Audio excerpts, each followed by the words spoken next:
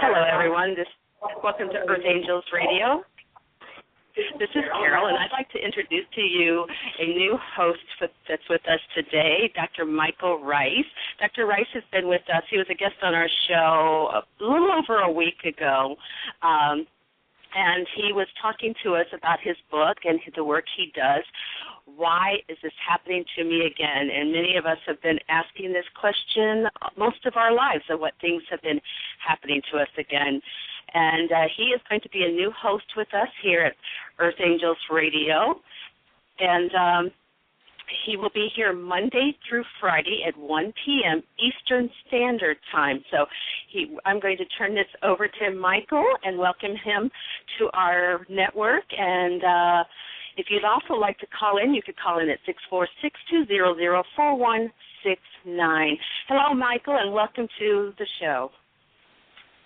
Delight to be here. I'm looking forward to how our time on Blog Talk Radio unfolds. The topic of our conversation for as long as we're going to be playing here will be, why is this happening to me again? The Aramaic tools of forgiveness. And everything that we've developed that ties into that why is this happening to me again topic. So it's a delight to be here, Carol. Thank you. Thank you. And we are excited about having you here with us as well. So let's talk about this forgiveness. Let's get started here and tell us a little bit about you so people can know what you're doing. Cool. Well, the name of my book, of course, is Why Is This Happening to Me Again, and What You Can Do About It. And the book is a synthesis, actually, of several different disciplines: science, psychology, spiritual psychology, and particularly the ancient Aramaic language. And in that language, we have a total reversal on the idea of forgiveness from what our culture generally teaches us. Our culture teaches us, of course, that someone outside of us did something really terrible and is the problem in our lives. And if they just change, then everything would be fine inside of us. And if they won't change, or even if we will, we're taught, well, you just let them off the hook. You forgive them. And the offering that the Aramaic gives us is that process has absolutely nothing to do with forgiveness. It's a nice thing to do, to pardon somebody, but it's a Greek idea that's been substituted for forgiveness. And what we are about in the Why Is This Happening to Me Again work is restoring the original idea of forgiveness on planet Earth. And that is, rather than letting others off the hook for what's going on inside of us, to change what's going on inside of us, to take responsibility for what's going on inside of us, and apply the tool of forgiveness to reaching inside of ourselves and changing the root of our pain, rather than letting somebody else off the hook for what it is that's happening, that's being produced in our physiology. And so that's the bottom line of everything that we do and what we're about doing. Jeanie and I, my wife, travel 6 to 10 months of the year around the globe and put forward a worksheet process called reality management that comes out of the Aramaic, something we've developed out of the Aramaic understanding, for how you change the contents of your own mind instead of pretending that somebody else is the problem in your life. And it looks like perhaps we've got a couple of callers calling in, and okay. Yes, you do. You have a couple of callers here. 5611, you're on the air. Okay, 561, you're on the air. Good afternoon, 561, you're on the air. Hello, how are you? I'm good, how are you? Good, this is Lena from Boca Raton. Who am I speaking to? Lena. Hi, Lena. Hi.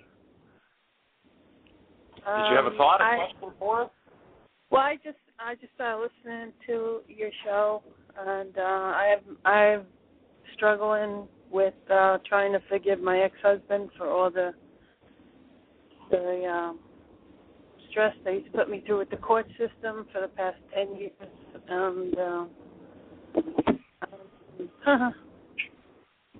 just trying to deal with Lena, we're going to give you a little different idea than the culture gives you about forgiveness.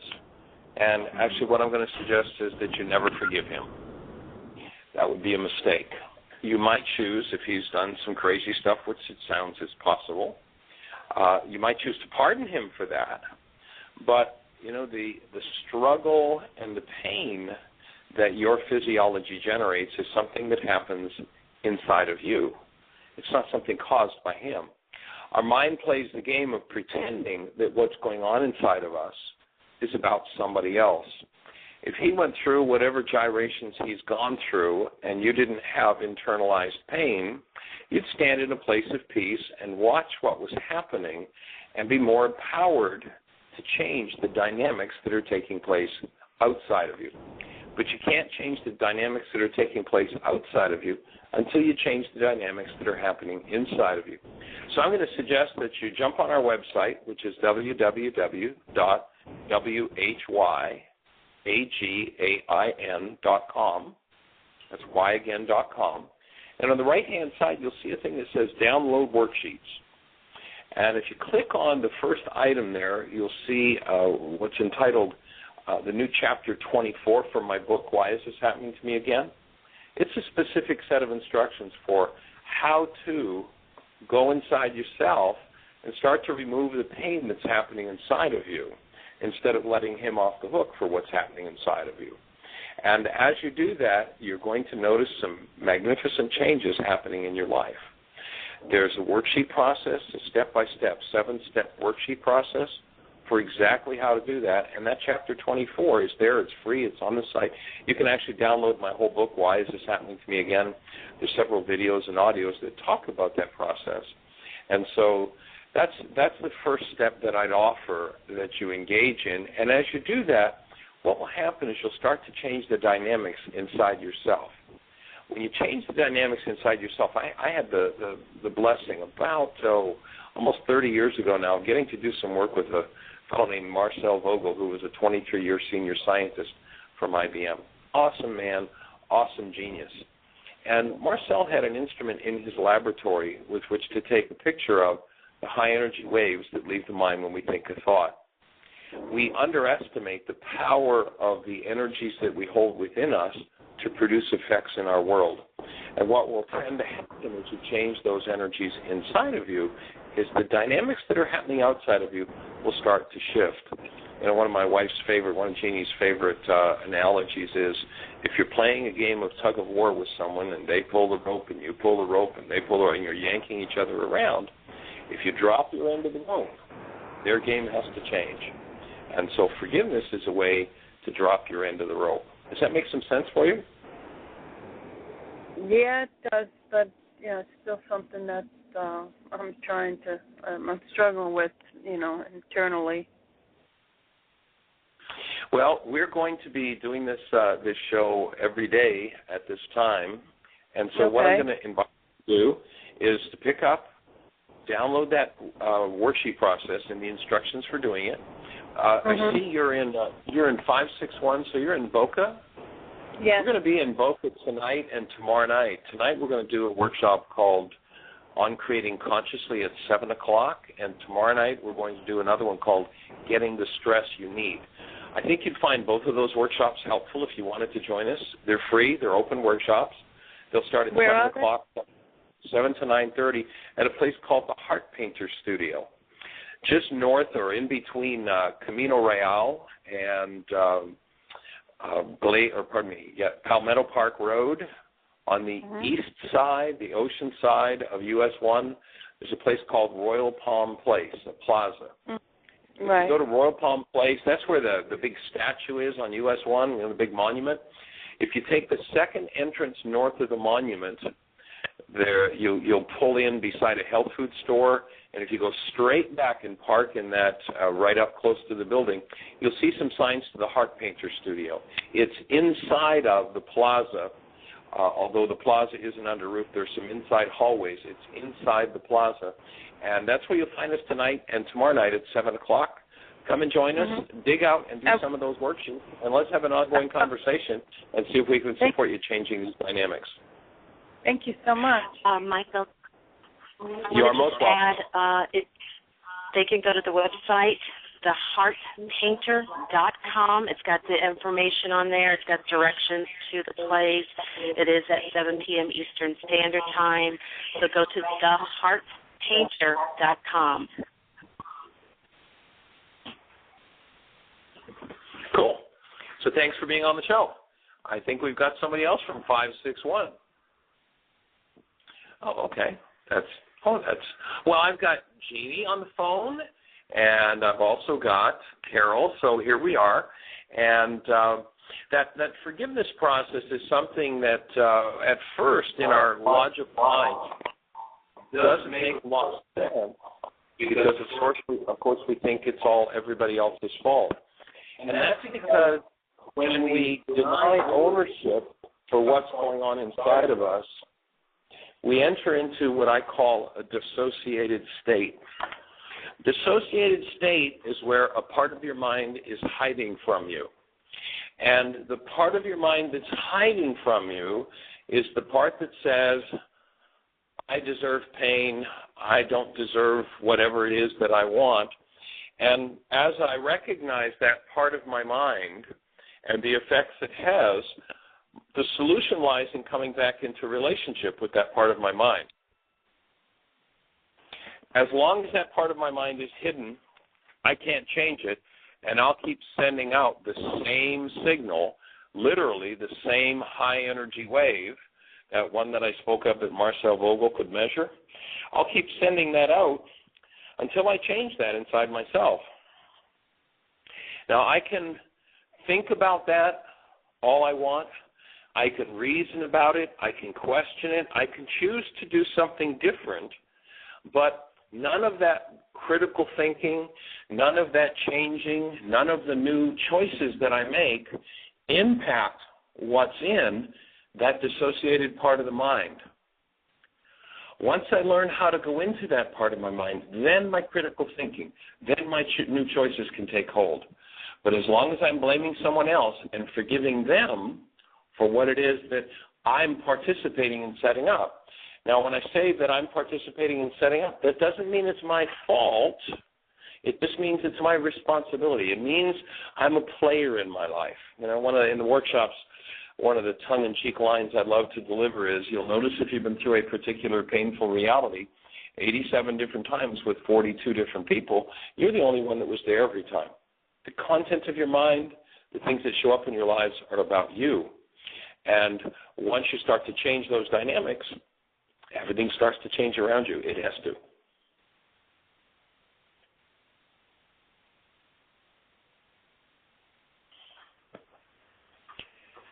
The next step in doing the process of healing, which the content of that dissociated mind, is to recognize how the dissociated mind works. What it does is it sets up dynamics that keep you hidden from yourself. Every dissociated thought is a command to the cell it's stored in. The mind functions through every cell in the body. And when we deny something, and you can go back into the most ancient teachings and you'll see them saying, stop your denial. When you deny something, that part of your mind that's hidden is not changeable. And it's not until you can touch into that aspect of yourself that's distorting the part of your structure that it's stored in. And when you put an energy into your structure that you deny, that energy literally becomes a command to distort your cellular structure. Literally, the mind functions through every cell in the body, and so wherever that information is stored, then that part of the structure starts to move toward disease process. It's the energy that creates aging. Time has nothing to do with aging. It's just that we tend to store these dissociated energies over time, and so it looks like time is the enemy, but time is not the enemy. It's our own dissociated selves that's the problem in our lives. Again, one of the questions I love to ask people is how many have ever taken the geographic cure? Have you ever noticed You take the geographic cure, you go to the other side of the country where people will be different, and the person that picks you up at the airport finishes the sentence that the person that dropped you off started. How do they know what to do? How do they know what to say to you? They know because you're continuously broadcasting. You're continuously sending out that high energy wave, and that energy wave creates a resonance in people. And that is, if someone has a potential to bounce off of that part of your mind, they'll tend to play off of that part of your mind. And as they do, if we remain in denial, we literally use that hidden part of our mind to build our brain's image of them. And then they show up in our mind with our problem attached, and we're sure it must be their problem. But I'd offer that as a creator, no one else is the problem in your life. Others can certainly give you opportunities to learn forgiveness. Others can certainly give you opportunities to look at parts of your mind that you've been hiding from. But getting those parts of your mind back into awareness and changing them become the key to all healing, whether that healing is physical, mental, emotional, or spiritual. And people will say, well, wait a minute. Now that doesn't make sense. We know that bugs and there are these bacteria and viruses that cause diseases. And I would offer that, there's an old saying that says, if you feed them, they will come. If you put a dissociated thought into a cell and start the destruction of that cell, the decay of the cell produces byproducts that become a food supply for those organisms that we want to blame for our diseases. But those organisms are no part of cause. Those organisms are simply coming to clean up the mess, coming to clean up the decay that's happening. And when we recognize that, we become acquainted again with the hidden part of what's in our own minds, which means that which is in our own bodies.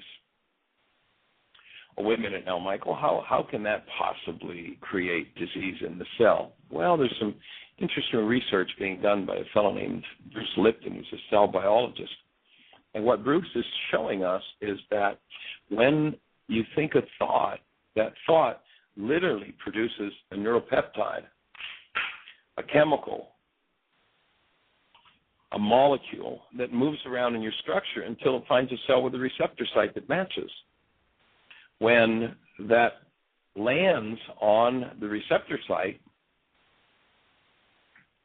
the cell replicates the neuropeptide that's a product of your thought chemically, and now you're living with the chemistry of your thoughts.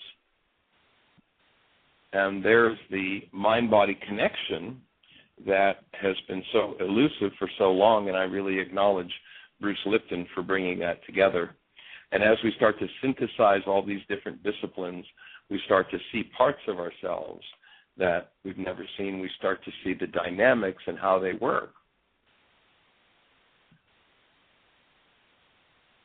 255, you're on the line. Good morning. Or pardon me, no, it's afternoon already, isn't it? As we start to synthesize all these different disciplines, hello, I guess it's area code 417. You're on the line. Michael, this is David. Hello, David. How are you, sir? Hello, this is Good David. afternoon. Hey, good afternoon. I'm listening to do you want to turn the volume down in the background so we'll be able to hear you? Maybe hit the mute button on your computer, whatever it is you're listening on. Okay, I've turned it down. So just checking in with you about when you were talking about this happening on a cellular level, what does that do to the physical part of me? What can I expect that happens from that? You're saying if I deal with that part of me? Yes. Okay. Well, let me start out. Let me introduce David for those who are listening to the show. David is the manager at Heartland. He's at our center in the Ozarks in southern Missouri. So we're hearing from, is it warm or chilly Missouri this morning or this afternoon? Oh, it's pretty cool. It's about 35 degrees out there, and it's a cold, dampy 35 degrees. Okay. So this is David Hayes, and he's the manager at Heartland. And so, of course, when we start to deal with that which distorts the cell, forgiveness extracts the energy that created the distortion. The cell, not being a physical thing, but rather a reflection of energies contained in the cell changes its structure when you remove what didn't belong in the cell in the first place. If you think about, you're sitting watching television, somebody pulls up in a car that's poorly tuned, and all of a sudden that beautiful picture that you had is all fuzzy, all lines running through it, the sound is noisy, it's hard to hear. And so you say there must be something wrong with the television. Nothing wrong with the television. The television is a perfectly reflective state of the energies that enter in through the antenna. And in the case of the poorly tuned car coming in, that go into the set and into the wiring directly. And so many people will try to change the fact, the cell, instead of dealing with the energies that are running through the cell. In exactly the same way, if I go out into the driveway and turn off the car that's poorly tuned, that's creating all this interference, all of a sudden the picture goes back to perfect.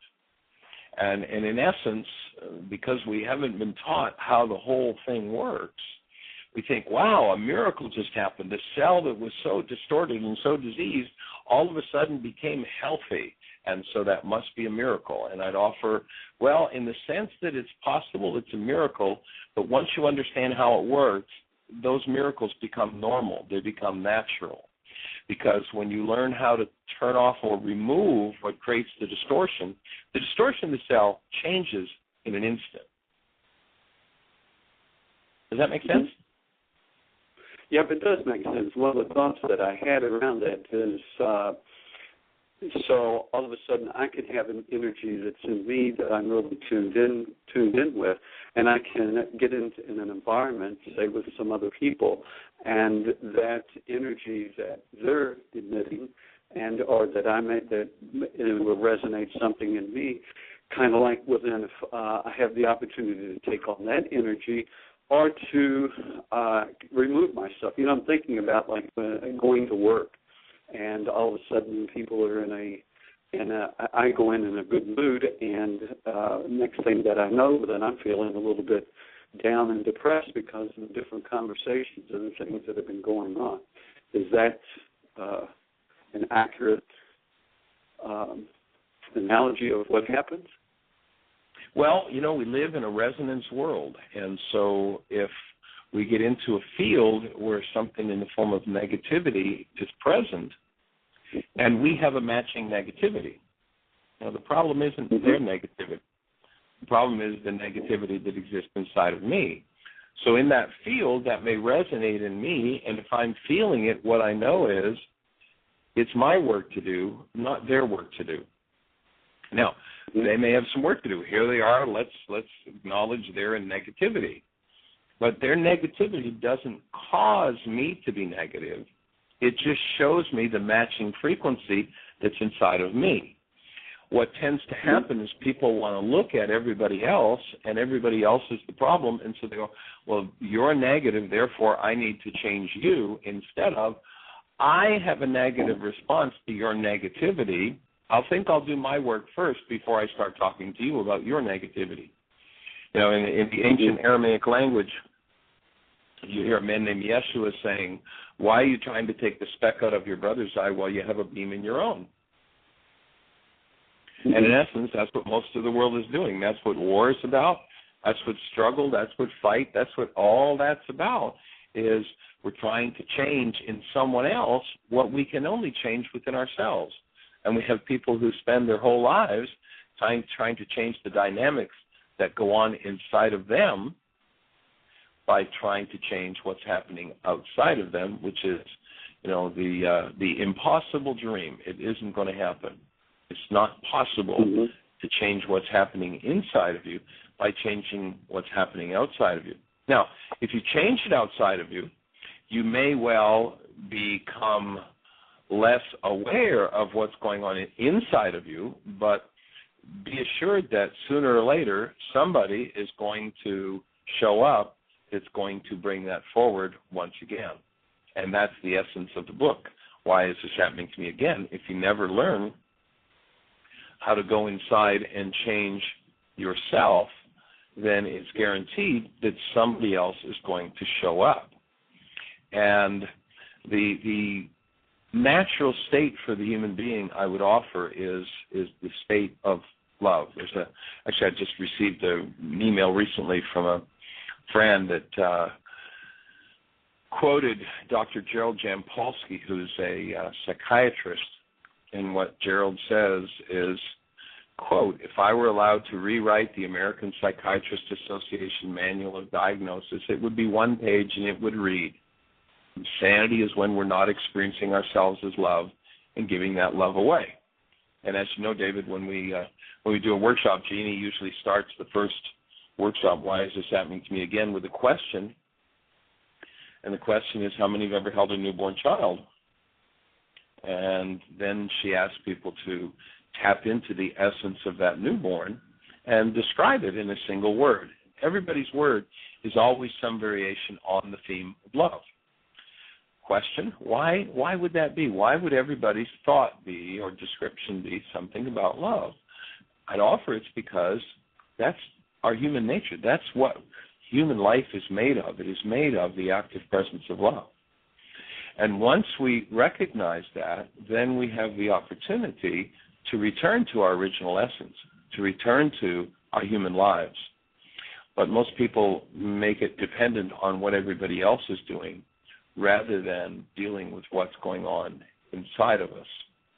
And the idea here in this work is to literally start to take on what's happening inside of you and to change its direction. Yeah, it reminds me of an email that I got. I used to have these emails that come through.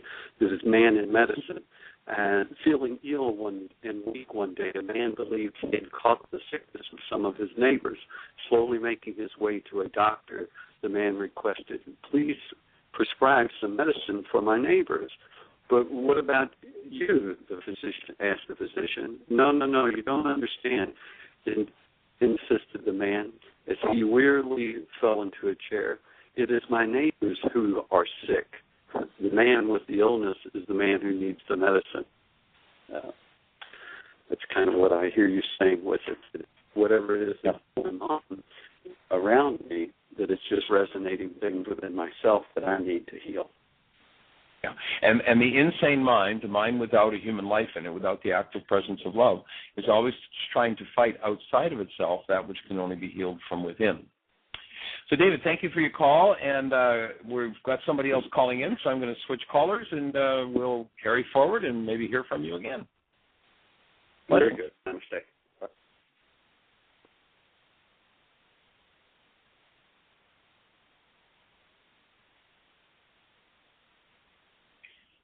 Okay, area code 417, you're on the line. Hi, Michael. This is Sam. Well, hi, Sam. How are you, young lady? I'm great. I wanted to that's comment awesome. on the first caller that called. Yes. The first lady was struggling. Yes. I struggled once for many years. Oh, you don't know anything about struggling, do you, Sam? Let me introduce Sam to our audience.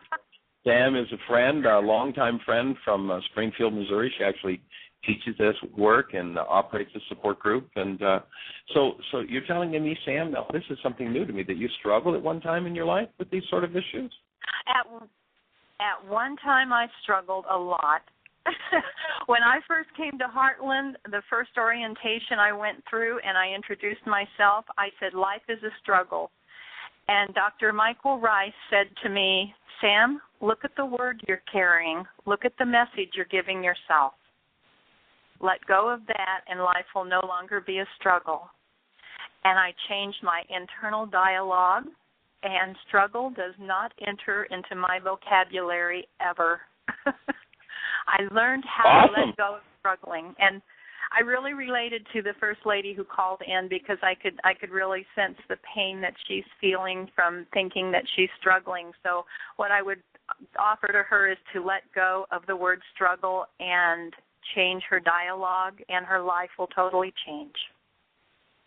Yeah, and of course, again, the way to let go of that internal dialogue is to start to apply the tool of forgiveness, that oftentimes those struggles, those pains, those traumas are generational. They've been going on for a long time.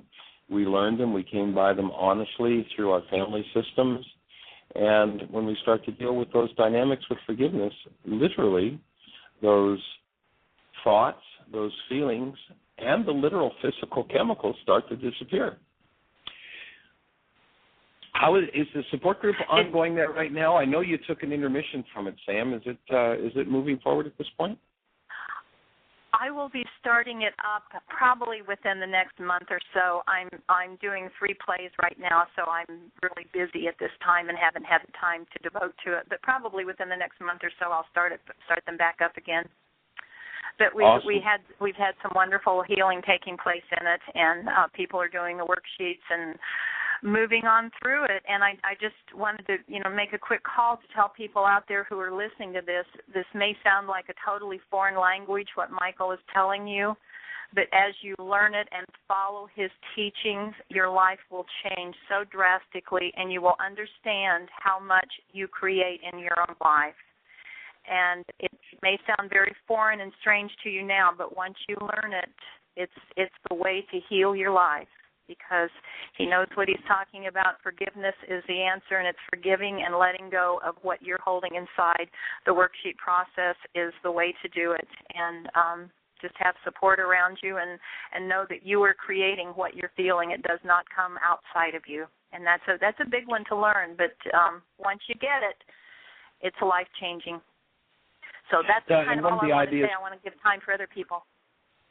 Cool. Well, one of the ideas of the show is to create that kind of support on an ongoing basis for people. And you remind me, Sam, when you talk about that, of one of the things that David is doing, and you might check with him and to send you a copy of the presentation that he's doing. But one of the slides he's got in a slideshow that he's doing around the work has some characters from different languages, and he's got it set up with the question, if you came to this workshop tonight and you didn't know anything about Chinese or French or German, whatever, would you expect to be able to walk out of here fluent in that language? And, of course, nobody would expect to do that.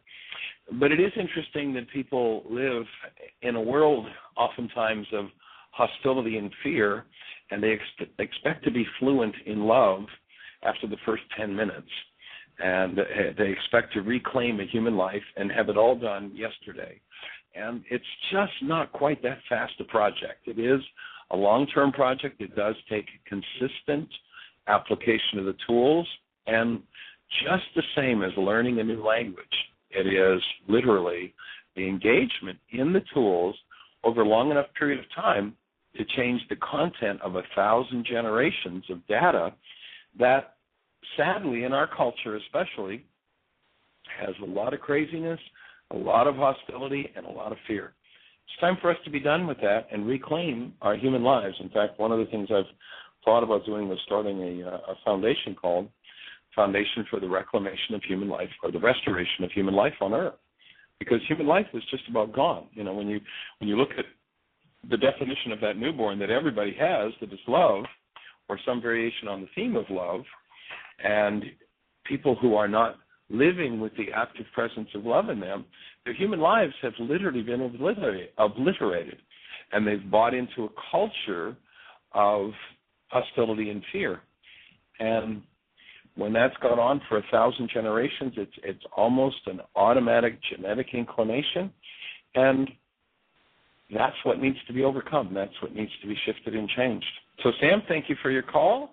We'll be back in the Ozarks probably, I don't know when we're going to be back. We were planning to be back there about 8 weeks ago, and something took a hold of us and just got things moving, and we have not stopped since we got to Florida January 1st. We weren't supposed to be here this year, and we got a call from someone we were scheduled to speak for next year, and they had made a mistake and put us on their calendar for January of 2011 instead of 2012. So we had the space, and we were actually out in Las Vegas, and we had the choice of heading back to Missouri or going to Florida in January. So we made the hard choice and came to Florida, and we had one 7-day workshop series, and then we added a second 4-day, and then we added another 4-day, and then another 2-day, and we just did a workshop yesterday down in Miami that was totally spontaneous for a group of folks down there. So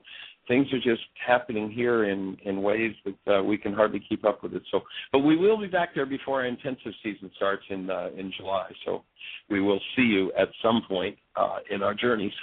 Blessings. Well, it's like you're right where you're. Did I lose you, Sam? Oh, can you hear me? I apologize. Oh, go ahead. In ending, I just wanted to say that. Are you there? I'm here, Sam. I'm here. Go ahead. Can you hear me? Yes, I can hear you. When we talk about love, I think your explanation of love is so perfect, because once we understand that we are love, we can be love. It's not a verb of loving someone. It's being love. I posted something on Facebook this morning, and someone wrote back, Sam, you radiate peace and love. That's my purpose in life, is to radiate peace and love. So that was a wonderful compliment, because that's the state that we can all be in at all times if we have the willingness to do it. That's the starting point for all of us, absolutely. Yes. Have Glad a great to have day, you on Michael. our team, Sam. All right, you have a blessed one. Take care. Bye-bye. Bye-bye. You too. Okay, area code 512, you're on the line. How are you today? I am blessed and highly favored. How about you? Well, I'll buy that one. I haven't listened to your show before, so excuse me if I'm coming up with the wrong thing, but I don't know if you do any intuitive readings or stuff like that, but I'm back in a relationship that I had with my ex-wife, living in her house, and it's just a very strange scenario that one day we're in a relationship and the next day we're not in one. And I've kind of been studying this enlightenment and this conditional love thing. Last week I had 2 days of just absolute conditional love, the experience of it, total connection, which is absolutely amazing. And then the next day I jump right out of it, creating some kind of drama. The next layer comes up. So isn't it awesome? You'd almost think that life was here to teach us forgiveness. And one of the things that happens, we talk about a thing in the book, and you can go to the website and download the book free. There's a section in there on what we call a healing crisis. The system of medicine that I'm trained in is naturopathy, and we teach about a thing called healing crisis. And in that healing process, whatever we've locked away from ourselves, whatever we've denied and dissociated from, has to come forward to move back out of the system. And so when you talk about 2 days really in a connected space, 2 days in a connected space with love elevates your level of vitality. And whatever elevates your level of vitality empowers you to deal with the next layer that needs to be cleaned out. And once you recognize that, then you become more embracing, and we usually suggest the idea of all embracing love. You become more embracing of your own pain, your own trauma, and you use the tools to clear out the next layer. And it's only as you become more vitalized that you can reach into the deeper layers of what needs to be cleared out. So it sounds to me like you're right on track. Well, I didn't read the book. I guess I need to, because the next thing that come up was I probably could have stayed on course, but I chose drama without realizing it. Right. And that's amazing to me how I could spend all the time I do, working at this and being in the moment, and then all of a sudden the tool that I need is I'm totally oblivious to. And that's called going unconscious. That's called going unconscious. When you reach into the next part of the dissociated mind, there's unconsciousness there. And that part of the work is to wake up, is to remember that there are tools, that there are ways to deal with these things. And because they are subtly, in the initial stages, because they're subtly implanted in brain cells, those subtle energies can be blasted totally and completely out of awareness by the next layer and the next level of emotion. And our words, key in and tie into what it is that's going to surface and what's going to come up. But you're right on track with it. That's exactly what happens. Well, I guess I need to be smiling. I'm thinking that throughout this process, I keep hitting this drama button. I think I want to at least move it up to a comedy button.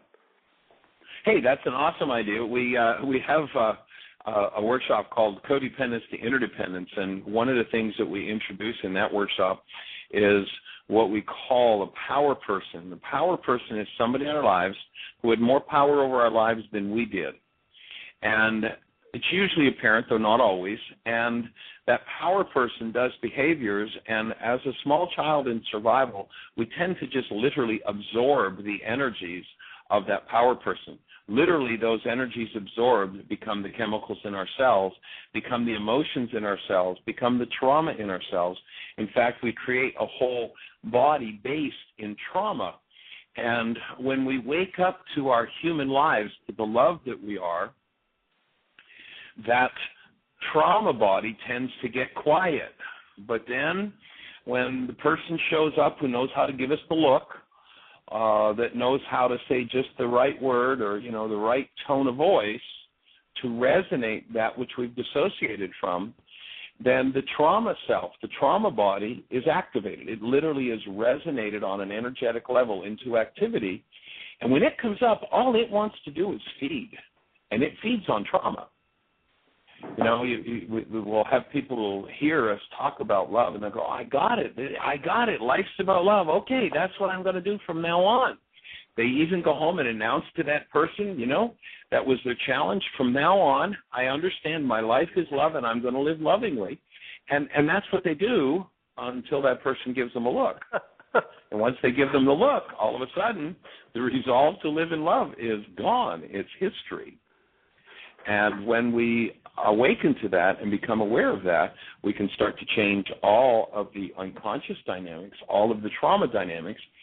And you might want to, as I said earlier, if you were listening, we were talking about the reality management worksheet, you might want to start to put the pen to the paper, because each time that you do that reality management worksheet, you weaken once again another layer of that trauma. And each time you weaken it, it has less and less and less control over you. I'll tell you what. That means that you get to be more conscious. You are very awesome. I appreciate you so much. And what of course, saying, it's all done with smoke and mirrors, the good, the bad, and the ugly. And well, so we know when you think exists. about that awesome, nothing when you think about that awesome anyway. self. Say again? Nothing exists anyway. Well, I'm not sure I'd go along with that. We are speaking, so something must exist. But not much exists the way we see it. Not much exists the way we see it. And the way we see it is usually through the filters of that trauma body instead of through the filters of love, which are what support actual human life in us. One little suggestion I might make, you spoke about how you were sharing a home with your ex-wife. You might choose to change the thought a little bit from exing her into, well, perhaps she's a former wife or maybe a friend. And as you let go of exing her, you might change some dynamics in that relationship too.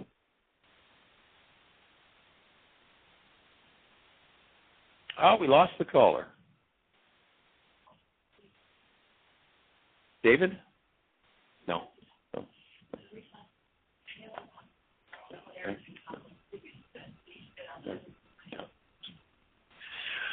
So anyway, we lost you. If you want to call back in and continue that conversation, otherwise we'll carry on with the idea of the power that our language has to change what happens in our minds.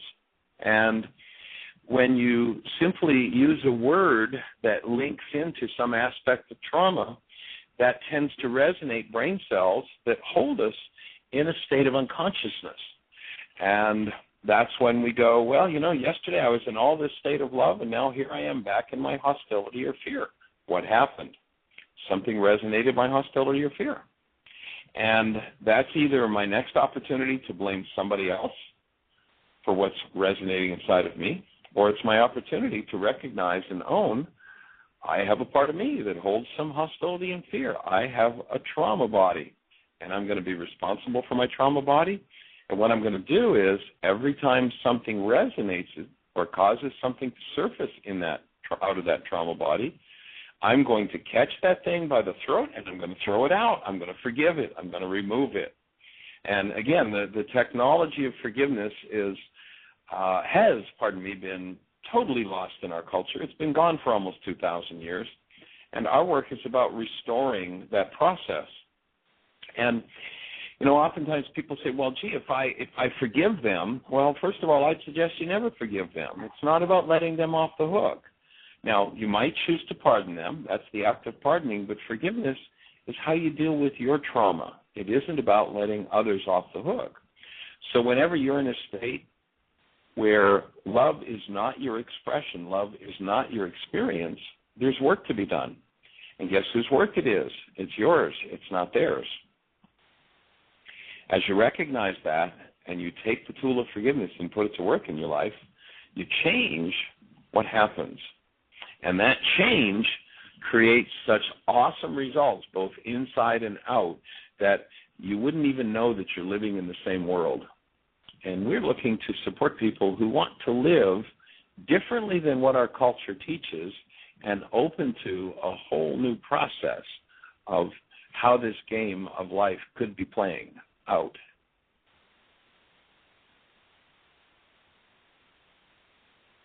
Forgiveness becomes the key. If you want to go to our website, www.whyagain, and you're anywhere in the South Florida area, on the right-hand side, if you click on schedules and then travel schedule, you'll see where we're going to be tonight and tomorrow night doing free workshops. Tonight is on creating consciously. Tomorrow night is getting the stress you need. It's interesting how we live in a culture that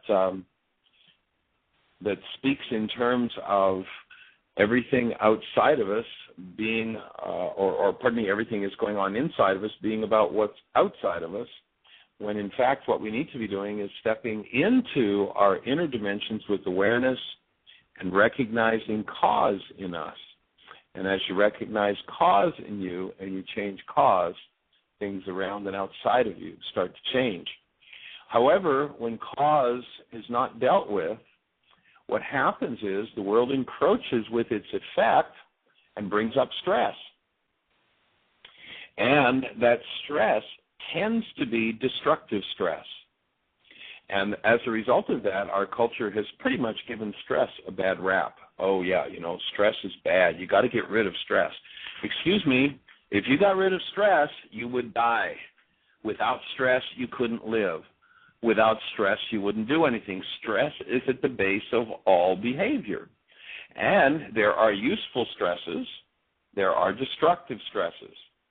In fact, the originator that started, or one of the originators in our modern times that started to work with the area of stress, coined the term eustress. There are positive, wonderful, absolutely awesome result-producing stresses that you can engage in. But if you don't know how to create those stresses, then you tend to follow the genetic patterns of creating stresses that have gone on in your bloodline for perhaps 1,000 generations. And if you keep creating those stresses, those qualities of stresses, you say, stress is really bad, stress is really painful, stress is really negative. No, it's not. Stress is absolutely neutral. When you learn how to dump and get rid of, first of all, when you learn exactly how stress is created, and then you learn how to dump and get rid of the negative stresses, it's wondrous to start creating awesome, positive, uplifting, useful stresses in your life. That's what we're going to be talking about tomorrow night at the Heart Painter Studio in Boca Raton at Royal Palm Place. the plaza between Camino Royale and Palmetto Park, 7 o'clock tonight, 7 o'clock tomorrow night, 7 to 9:30, and there'll be free open workshops, and you are invited to be joining us. An interesting quote that I received recently was a quote that was off of a sign on a covered wagon out in Phoenix, Arizona. And this, seemingly ancient symbol, a covered wagon, wow, that's a long time ago. But the quote very aptly applies to the same work that we're talking about here, because most people live in a world where they simply want to be in a continuous stream of blame. It's somebody else's fault. Look what they did to me. In fact, our culture's language is, you made me angry, you made me sad, you made me afraid, you made me this, you made me that. The quote on the side of this covered wagon in Phoenix, Arizona said this: the cowards did not start. The thing that we're inviting people to start to do with this work is to step inside themselves, to take responsibility, and begin to change every energy that is unlike love, so that they restore themselves in their physiology to a place where their human lives, love, can show up. So the quote again is, the cowards did not start. The weak fell by the wayside. Only the strong survived. The coward does not start to do the work inside themselves. They live in terror of looking and taking responsibility. The weak begin, but as soon as things start to come up in their faces, as soon as an old rage, an old fear, an old hostility, and those old blame ideas come up, kind of like our last caller was saying, they go unconscious. They get lost in that, and they fall by the wayside. They don't continue with their work. And then those who choose to follow through will get to look at every rage, every fear, every grief, every pain from every generation of their bloodline, and they'll open the space for the healing of those things. We did a workshop in Miami this weekend, and it was interesting. We had two brothers, and one of the brothers' sons was there, and we were talking about how energy produces results. And I like to use the example of a seed. If you have a tomato seed and you have a mushroom seed, and you plant the tomato seed in the ground beside the poison mushroom seed, there's nothing you can take out of the tomato seed. There's nothing you can take out of the ground. There's nothing you can take out of the air or the water that's going to nourish that seed that'll make it anything other than a poison mushroom. There's nothing you can take out of the air, the water, the ground that'll cause the tomato seed to grow into an oak tree. That seed is going to produce after its kind. And once you recognize that, then you recognize that these thoughts we think are seeds that produce results. And just like the poison mushroom will attract and take out of its environment, out of the air, out of the water, out of the earth, everything it needs to become a perfect poison mushroom, in exactly the same way, the tomato will take all the nutrients it needs, all the things out of the air, the earth, the water, that it needs to produce a tomato plant. Well, these two brothers were there, and the son of one of the brothers was there, and all of a sudden the son, who's probably in his early 20s, starts talking about an injury that he realized that both his father and his uncle had. He pulled up his pant leg and showed us the scar on top of his knee, and then turned to his uncle, who was sitting on the other side of the room, and his uncle had the same scar. He turned to his father. His father had the same scar. And how powerful are we at producing results? Well, here these three men are, of course, totally seemingly independent from each other, yet sharing a genetic structure. And in sharing that genetic structure, each of them holds frequencies that produce results. One of the men, the father, was running in a forest and tripped over a root and hit his knee on the root and created a cut on his right knee. The uncle was playing baseball, being kind of heroic, he shared, And he's reaching for a ball that's a long ways away from him. He trips, and there happens to be in the baseball diamond embedded under the dirt a brick, and he rips his knee open in exactly the same place as his brother did on the root of a tree. The son, exact injury, right knee, exactly the same place, was running and sprinting, again, trying to show off a little bit, fell, and there was a piece of glass in the dirt that ripped his knee open in the same place. So it's kind of interesting as we had a group of about 20 folks or so, and we're doing some process work around this to see how all three created the same result. Well, about 2 hours later, the next generation of children got on. It was on a boat we were doing this. The next generation of children got on the boat. There were 3 children that were grandchildren of the two brothers.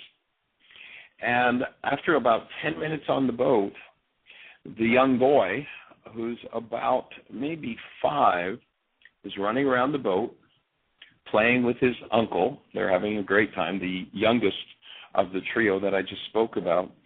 And he goes rolling over. He trips, and there's an aluminum frame on the side of the boat.